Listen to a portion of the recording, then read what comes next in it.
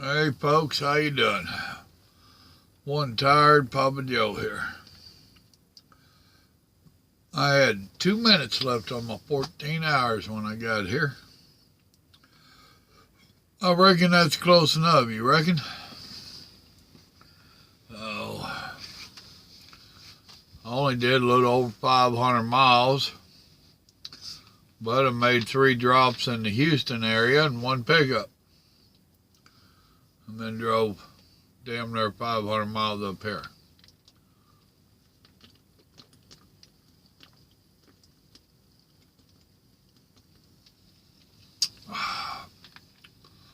I told y'all a little story.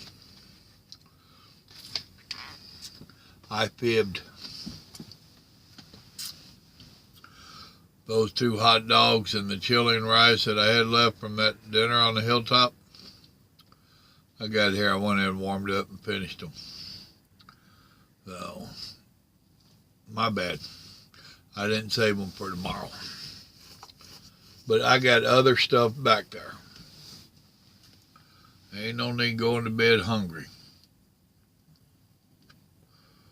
'Cause I'll wake up in the middle of the night and eat anyway, if I'm hungry. So I don't go to bed hungry. Well, I try not to.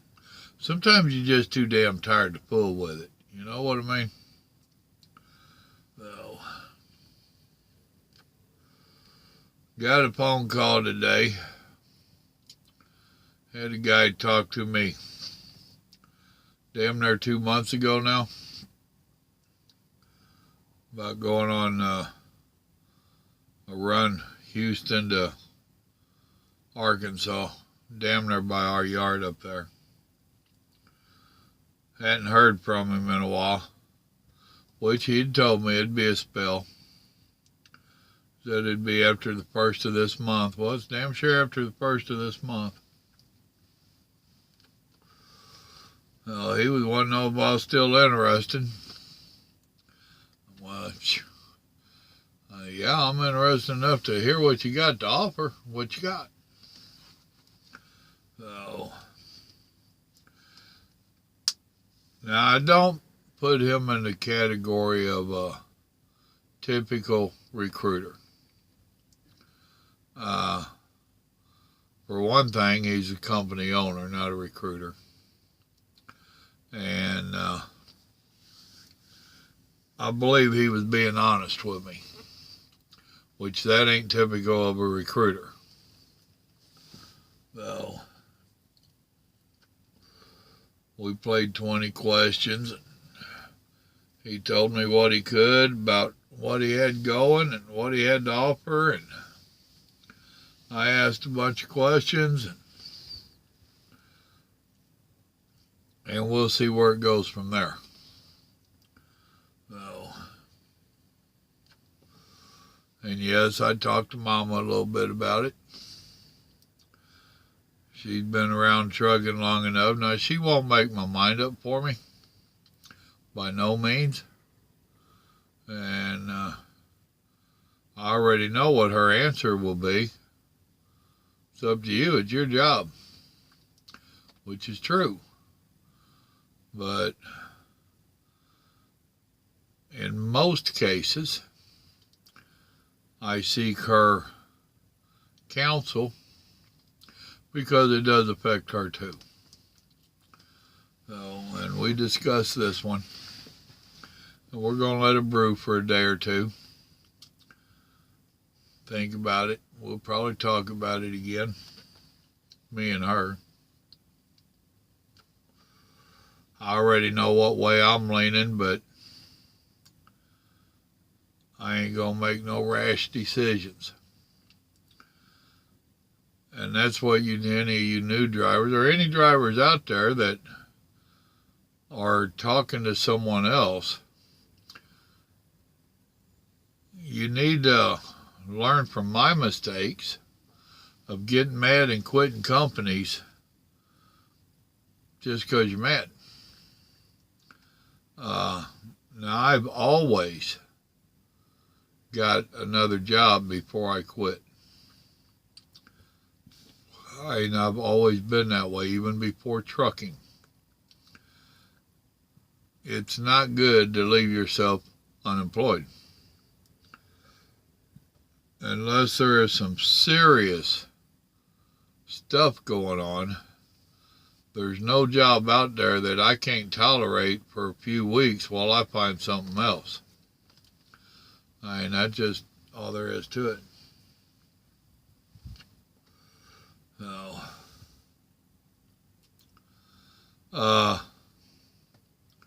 along with that, you do need to think about the questions that you're asking, the information they're giving you, and really play it out.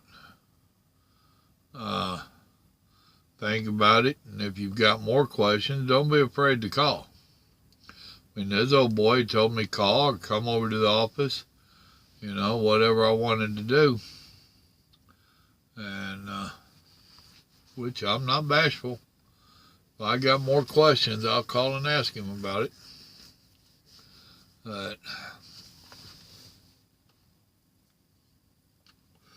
And then you have to determine whether it's really an upgrade for you. Are you bettering yourself by making that move? So, and a lot of times, if you ain't asking the right questions, you're going to find yourself in a predicament where you hurt yourself more than you helped yourself. So, and it ain't like I'm all mad and ready to quit this company.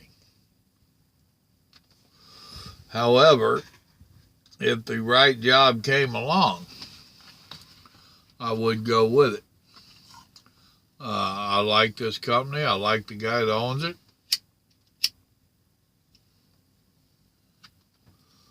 The whole ordeal. And I ain't got no major complaints about it. Now, y'all know I've been upset with them.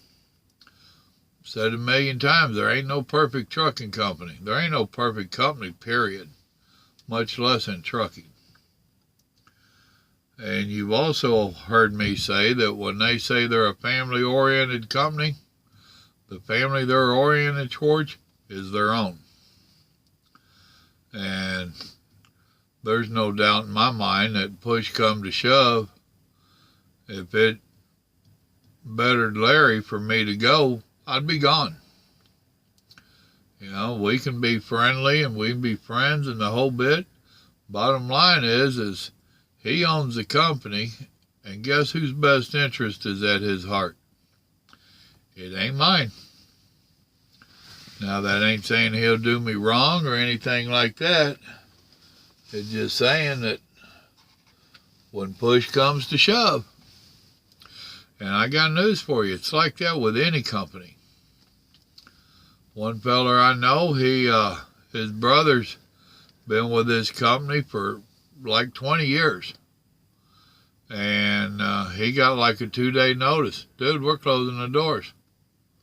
If it was even a 2-day notice, I ain't sure that it was. So, now this old boy had to have known for a little while he was considering closing the doors. It ain't like he woke up this morning and said, damn, I can't get insurance no more. I'm closing the doors. He found himself where his safety scores and stuff was so bad, nobody would insure him. Well, that don't just come up out of the blue. He should have, and he's got a bunch of owner-operators over there with him. He's got some of his own trucks, but he's got owner-operators leased on with him, which is what my friend's brother was. Well, if that's the case, he should have been telling everybody 6 months ago, hey guys, our score is really starting to suck. We need to do better on whatever. But instead, he let them run wild. They was some of the last ones to get ELDs. They waited until the last minute. And now they're they're done. They close the doors just that quick. Imagine that. Now, it's my opinion, and only my opinion, that this old boy is known for 6 months or so that he wasn't going to make the cut. And I'll bet you $1 to a donut, he ran the hell out of every truck he could, his and the owner-operators, and pocketed a big chunk of money so that when he closed the doors, he's not hurting. But all these other people are. That's typical trucking. Right there. That's typical trucking. They're going to take care of themselves, and good luck to you. Sound like a bad attitude? Not really to me. It sounds like honesty to me. So you got to watch your own back out here. You have to figure out what's best for you. That's why I went off the other night on them comments about the old boy that's said he made $29,000 a year and that was good for him, and then they was going to bust his chops on it. No, the man knows what he's doing, and it's good for him. He's been out here. He's played the game like I have. He knows what he's doing. And that's what y'all need to do.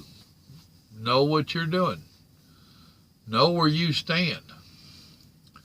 Know that you're not as important to that company as they tell you. They'll tell you anything you want to hear. I hate it when it feels like you got to sneeze and you can't. Oh, goodness.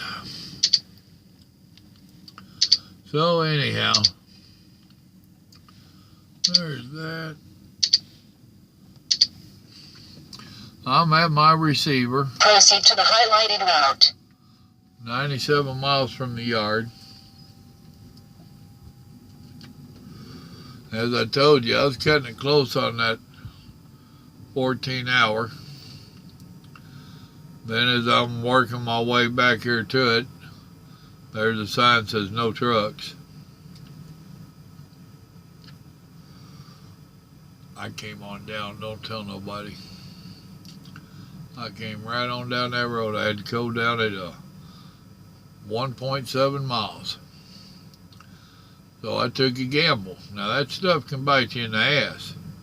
You can get down there and there can be a low bridge that wasn't marked or too tight of a turn. They can bite you. I got lucky and it didn't. So now here I am. So, got an 8 o'clock appointment. This looks like kind of joints that don't open till 8 o'clock. So, this is another one of them that's really not about trucking. They got plenty of dock doors and all that.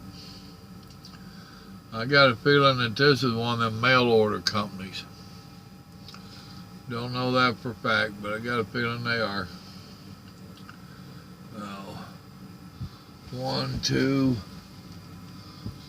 FedEx trailers in their doors. They'll probably come in the middle of the night, dropping the hook, put 2 new ones in there and take off. We'll see. Oh, goodness. Grandma done went to bed, and I'm fixing to. Just wanted to holler at you. Update you a little more on my day. I hadn't told you about part of it earlier. Now I've told you about it. And with that, I'm going to call it a day. Y'all remember, God loves you, and so do I. Have a blessed evening. Bye.